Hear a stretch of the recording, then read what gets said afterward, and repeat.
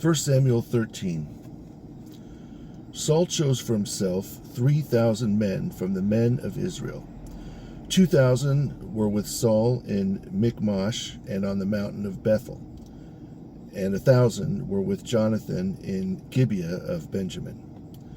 He sent the rest of the people away, each man to his dwelling. And Jonathan smote Nasib the Philistine, who dwelt in the hill, and the Philistines heard of it.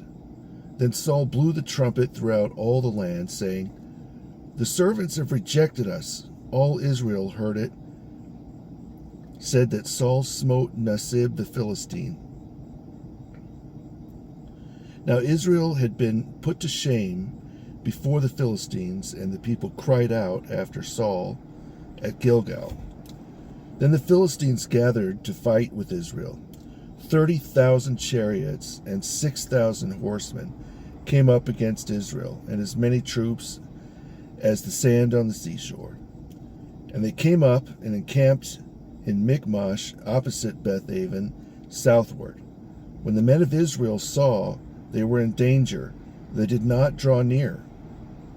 Instead, the people hid in caves, in holes, in rocks, in trenches, and in pits. They even crossed the river Jordan to the land of Gad and Gilead. Saul was still in Gilgal, and all the people standing with him were confused. Then Saul waited, as Samuel had said, for 7 days for a testimony. But Samuel did not come to Gilgal, and his people scattered from him.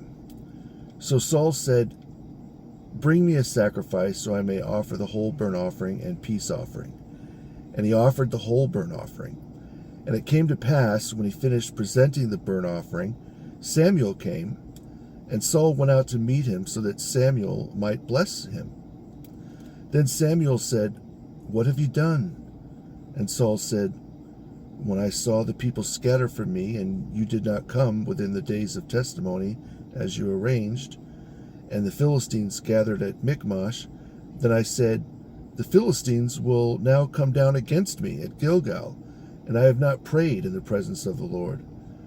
Therefore I forced myself, and I offered a burnt offering." And Samuel said to Saul, "You have rendered it vain, because you did not keep my commandments, which the Lord commanded you. For now the Lord would have established your kingdom over Israel forever. But now your kingdom shall not stand. The Lord will seek a man for himself after his own heart, and the Lord will appoint him to be ruler for his people, because you have not kept what the Lord commanded you." Then Samuel arose and departed from Gilgal, and the remnant of the people followed behind Saul to join with the men of war. And when they arrived from Gilgal to Gibeah of Benjamin, Saul numbered the people with him, about 600 men. Saul, Jonathan his son, and the people with them remained in Gibeah of Benjamin and wept. But the Philistines encamped in Michmash, and the troops came out of the camp of the Philistines in 3 companies. One company turned by way of Ophrah toward the land of Shual, another company turned by way of Beth Horon, and another company turned by way of Gibeah, overlooking the valley of Zebulun.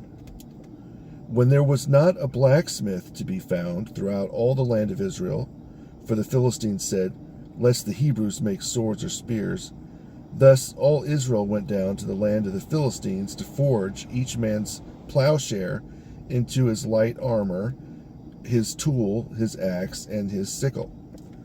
It was near the time of the harvest, and 3 shekels is the value of a plowshare, and the same value for the axes and the sickles.